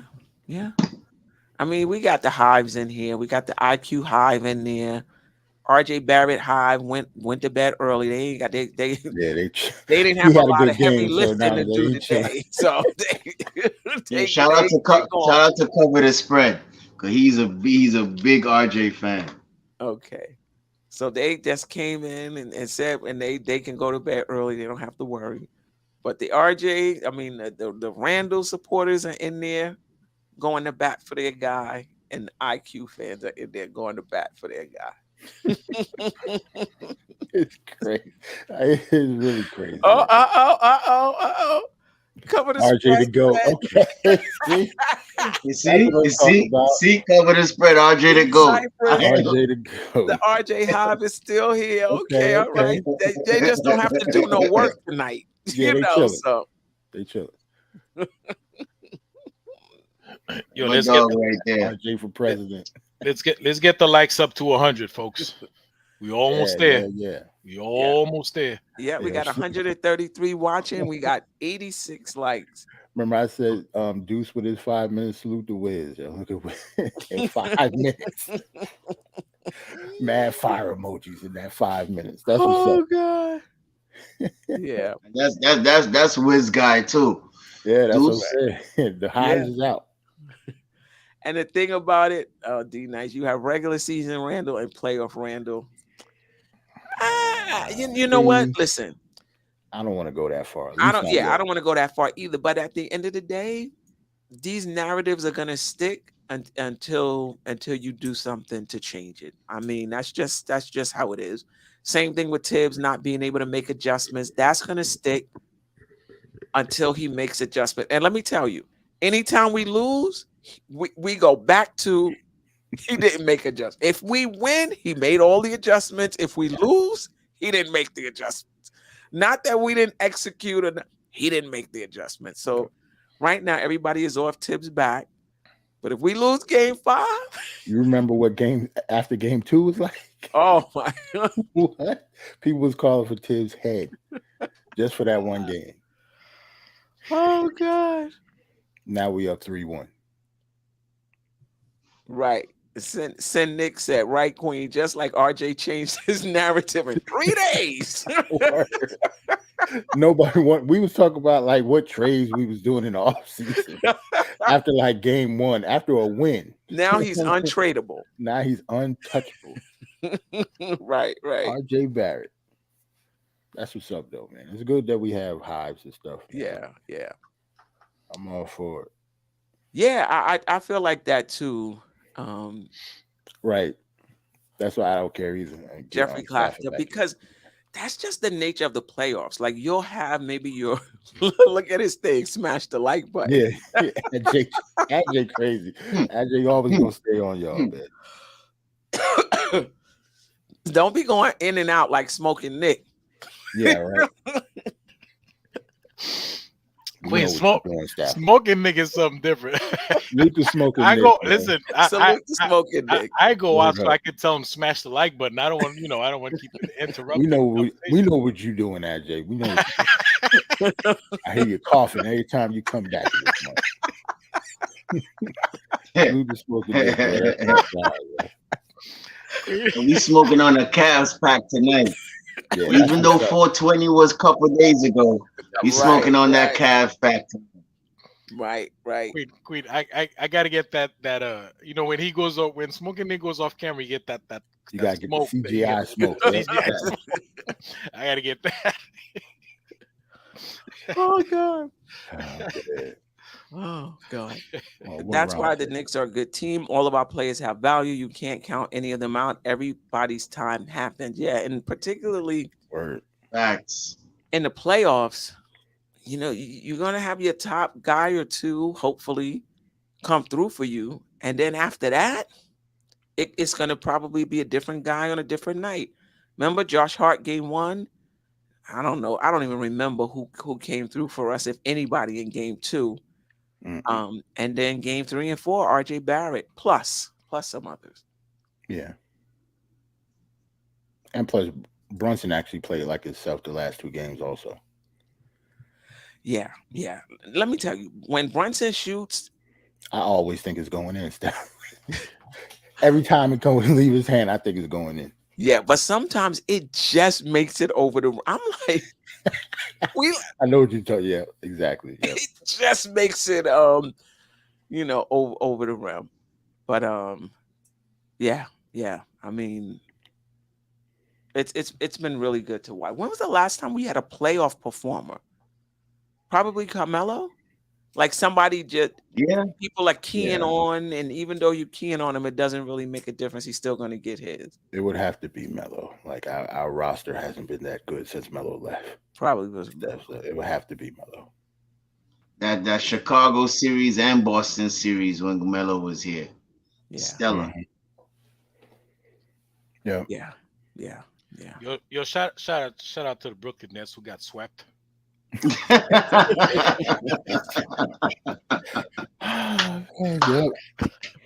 Yep. They came and went quick. That's one thing I could rate Stephen A for. He was like, "Yo, this ain't the Brooklyn Nets. This New York City, baby." One thing I could give him credit for, it is that statement right there. This ain't the Nets. He said, this ain't one borough. This is all 5 boroughs. Okay, all 5 boroughs. You're right. He did say that. Yeah. Dag, he said before Carmelo, it was Ewing. Damn, Jeff. Wait, hold on. It's got to be somebody between Ewing and Carmelo, yo. I got to think, but it better not be it ain't nobody else though, Jarrell. Nah, somebody was good offense. In between that, you had the Allen Houstons and Spreewell. And Spreewell, right? Ewing was on the but he didn't play though. He was hurt. Like that, he was hurt that play. He didn't play. When we went to the finals that year, there was no Ewing. Yeah, Ewing didn't play. True. Yeah. Shout out to Spreewell who came in the I missed it though, but he came in the suites. Yeah, salute to Spree. Got a little pic with him. Cool dude, has a nice little suit on with the shiny shoes. Spree doing it up, man. You can tell he doing it up. He was going around to all the luxury boxes, then he went down to the court and sat courtside. Yeah. Yo, you never know. That's probably that's probably one of his jobs when he comes to MSG. Yeah. Yep, I'm pretty sure. Stars, that's their role, yeah.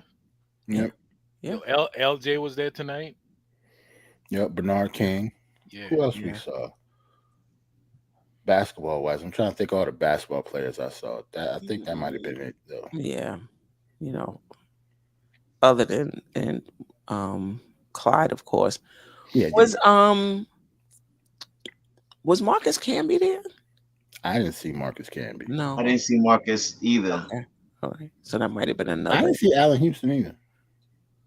Yeah, Allen Houston is there. But, I kind of figured he was there though, but I didn't see him. He there, but you didn't even see any of the big guys either, because they normally when they come out they sit together. Right. So Jamal Crawford was there. Yeah. Jamal Crawford was definitely there. I remember seeing him. Yeah. Yeah. So a lot of celebrities was there too, man. Yeah. Yeah, Starks was definitely there too. Yeah, Starks. What did you say, Jarrell? Jarrell said, I don't clap for him. He was 2 for 18 in the championship. 2 for 18. Let it go. I'm just no. I will never let it go. How many years is that, bro? I'm talking about 20-something years. I don't give a damn how many years it is. It's 2 for 18. He is worse than me. That's not. Think about it. That's 94. I'd rather go back to the block. Blame to Pat the block Riley. where Roy Hibbert hit Melo. That hurts. Well, when that happened to me though, that's 94. So I'm like 15. So I'm like an impressionable teenager. Crushed me. I had to go to school the next day. You still traumatized about that shit, right? Yeah, man. Had friends coming up to my door and stuff. Blame Pat Riley, man. Should have took him out. Nah. Well, those were some anemic Knick teams right there. Yeah, man. Like we had to John Starks had to play. Still 2 for 18 though, but it's all good. Yeah, but it was me. I was like, why y'all keep passing why do you keep passing the ball to him coming off that right screen? Pass it to the other side. No, I don't even want to 2 for 18. Let's just say that. Knicks and bruises. Knicks and bruises. Ron said, Jarrell, the Knicks still could have won the championship in the next game. They had another Word. opportunity. Hey, man. That's 2 true. for That was 18. game 6. Oh God. 2 for 18. Yeah. Anything else about the series, about the players, about the coach, about the next game that we Knicks haven't in 5. covered before we get out of here? Knicks in 5. Salute to the chat. Had a great day today. Salute to Yeah. the chat. Knicks in 5, man. My rant, I need everybody in the chat to go over to the Cavs burner and say, Quincy, what happened? I need everybody to go over there and troll him. Like, what happened to the 55 DM supposed to score in the Garden? What happened that he wished that that Donovan would take the 2 games and crush the party?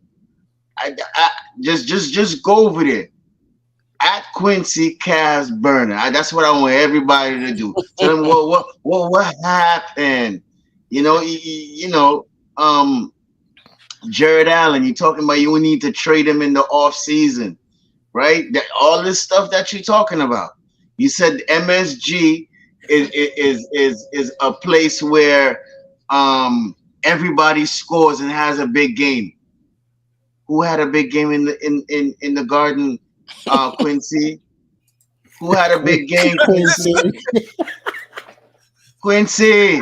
His name like that. He said he went over there already. Stop saying his name like that, man.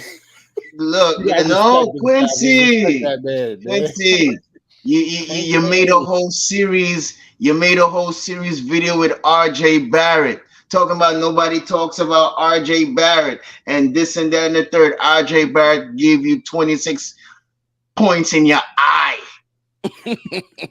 In your eye. Okay, 2 times. He had 19 in the last game and he had 26. Worry about your own players, bro. You said the series wasn't going to go to 7. Well, you on the brink of getting elimination in 5. Okay, Quincy. You caused this, Quincy. Oh, man. You open your mouth, Quincy. Listen. All right, and that's it for me. That's it for me.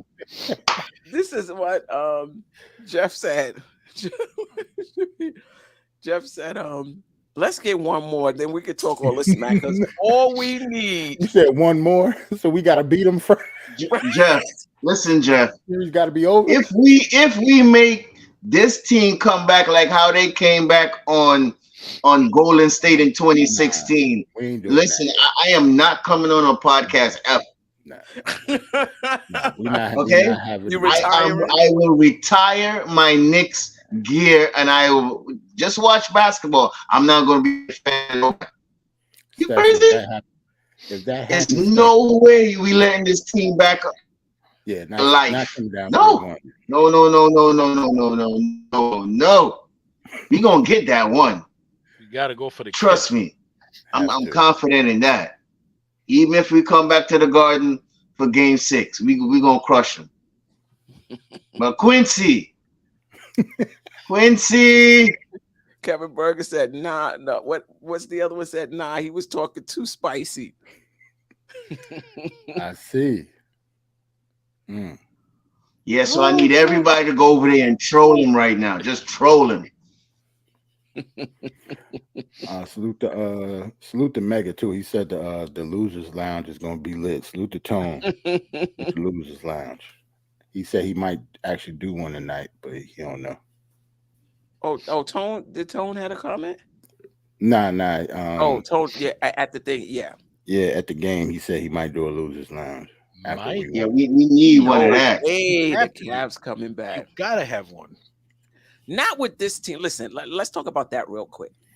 I would agree with that only because number one, Brunson is on this team. Like I think, I mean, when it's all over, we can really talk about his impact, not just basketball wise, but just his leadership. And, after the game, he was saying, what is there to celebrate? What have we done? Like, we haven't done it. It's a 3-1. The series is not over. What is there to celebrate? And I think just that. And you noticed, after game 2, how Cleveland reacted when they won and how the Knicks are reacting after they win. So just another day in the office. There's nothing to really, celebrate just yet. That's just true. Yep. I always said Knicks in 5. I'm a fan. None of the players are thinking that in the locker room. Got to take one game at a time. They still got to close them out. Greta says Spider wasn't in the picture because he know what it is. Hey. Yeah. Yeah. It says series is over. Donovan Mitchell looks heartbroken, like he should have been in orange and blue. He looks lost when the fans call out our players. All the love in the garden should be for him, and he's stuck in Ohio. Damn. Listen, I'm telling you, he's gonna be a Knick, man. It's just a matter of time with him. You can see. But listen, we might be in a whole different place by then. Yeah, by then. It's 2 years from now, 2-3 years. Yeah. We might have gone on. We might have Brandon Ingram by then. I'm about to say we might not want him by then. Jaylen Brown or somebody. Yep. I think sometimes he do. I think sometimes he. I think he does do live. The way you spell his name, I like Stafford said it. Quincy. I think I don't know if he does live podcasts. I don't know. No, well, listen, he did it for game 2. Oh, he right? did a live podcast. I was over there. Yeah, he didn't. Queen, he didn't do it for game 3 like how we talked. Right. He disappeared. Right. Game 4, he came on after the game and started rambling about the Knicks are a better team. He's sorry. My bad. Quincy. My bad. Yes, you're bad, bro. Listen, if you haven't subscribed to the channel, and first of all, if this is your first time here, welcome. If it's not your first time, if you've been here before, welcome back. Those who have been here, Kevin Bergen, D-Nice77, B-Baller for real. I'm not going to get to everybody. Greta, I don't know, Greta, if this is your first time, welcome. If not, welcome back. Subscribe to the channel. We usually do a show every Thursday. I usually do a morning recap the morning of. That will not be happening tomorrow. This is the equivalent. This is the equivalent of that. I do hope to drop an audio podcast tomorrow if things break right. Nick Nation, the coolest 718. Jeff Clafton, Ron from Still Nick fans. Sherwin. Appreciate you, Sherwin. Yes. Otherwise. L.I.Wise, yes. King Cypress. Mega NYK. Yes. Yeah, y'all can shout some people out too. Ashley Inc. 1, I appreciate you. And every Tim Smith. Cover the spread.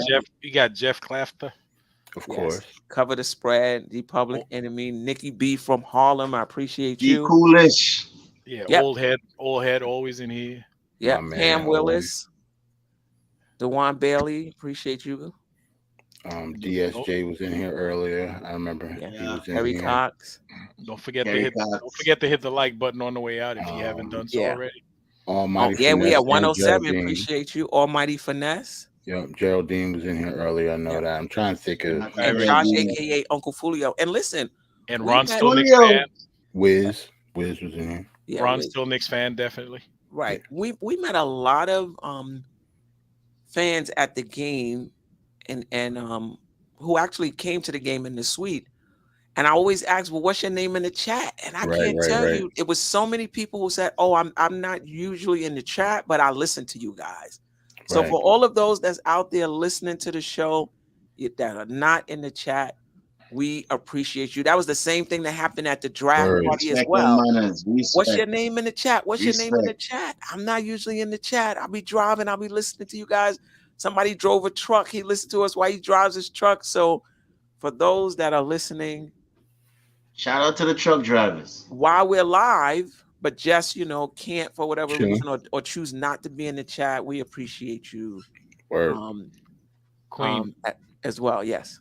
Jeff Clapton asked if you're doing the Queen's Court tomorrow night. Yes. Queen's Court, Nothing But Knicks channel, me, Tony Crow from Knicks and Bruises, DJ Shuttle. And if anybody wants to join, just DM me.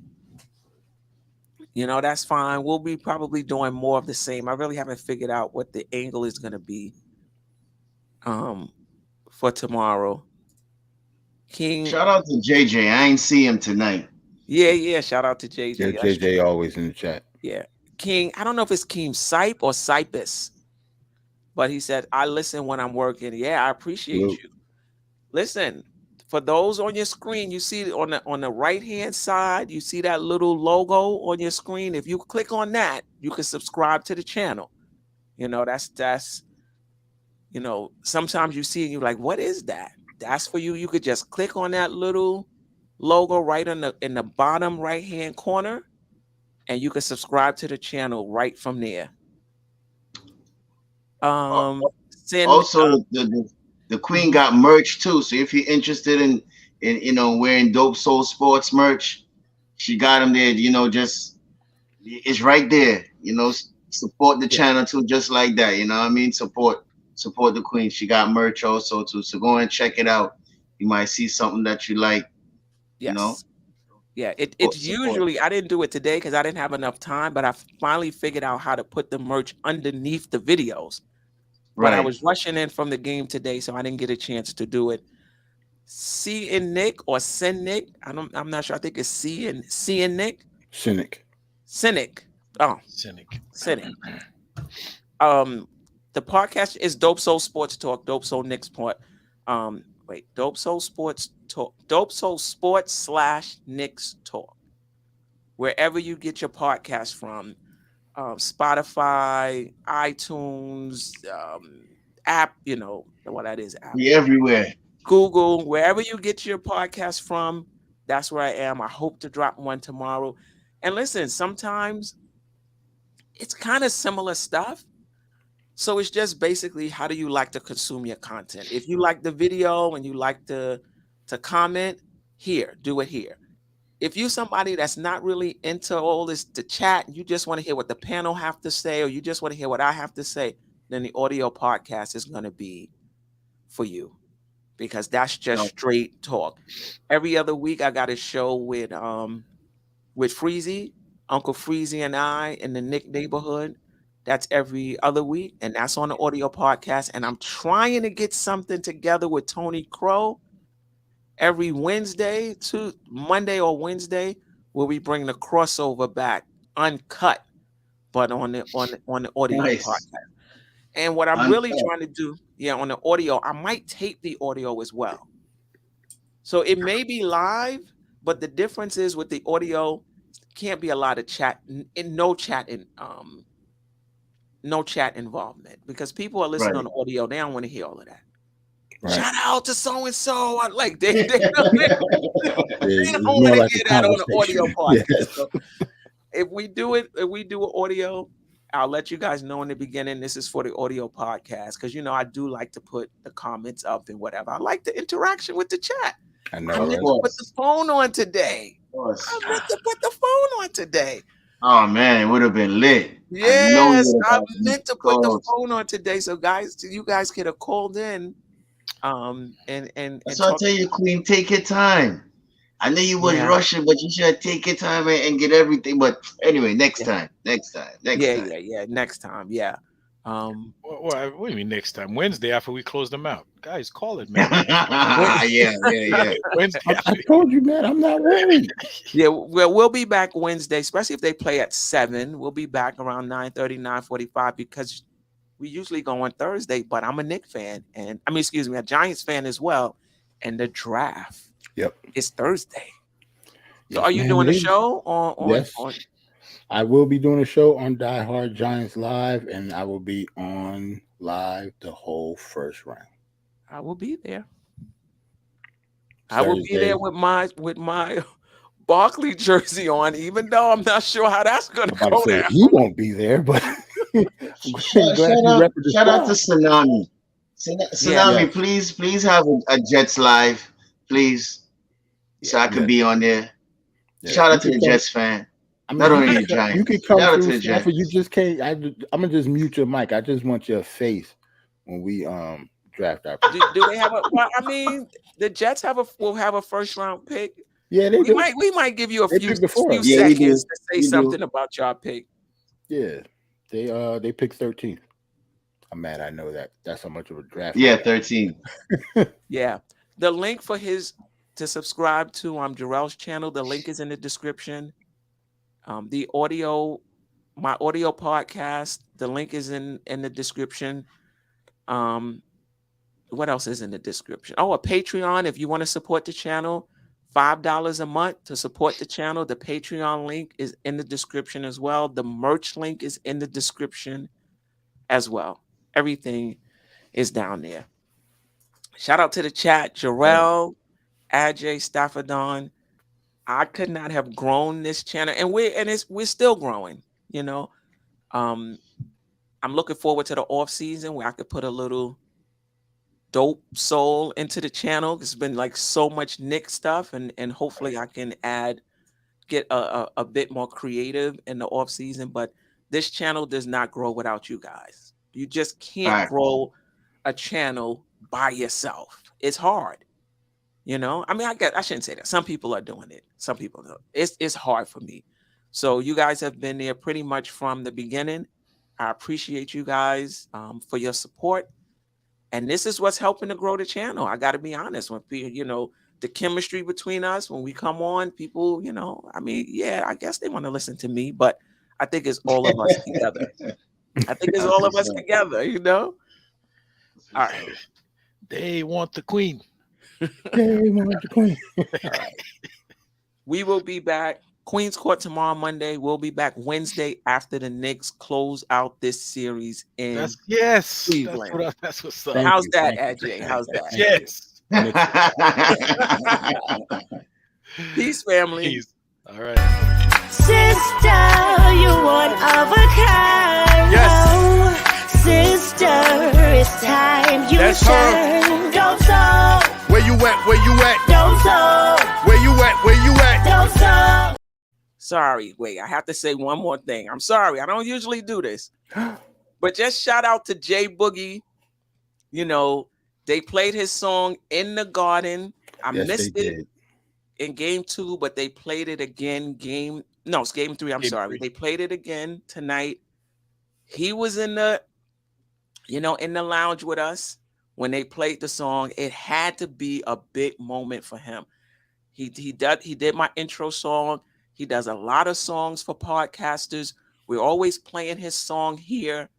And to see him have that moment in the Garden was special. So shout out to Jay Boogie. We appreciate you. Game we 3 love you. Too. I believe that was his birthday too. So that was his daughter was Friday was his birthday when they did it the first time. Yes, it was. Family was sitting right next to him. That's what's up. Yeah. So shout out to you, Jay Boogie. Now, happy belated birthday too, bro. Until next time. Peace.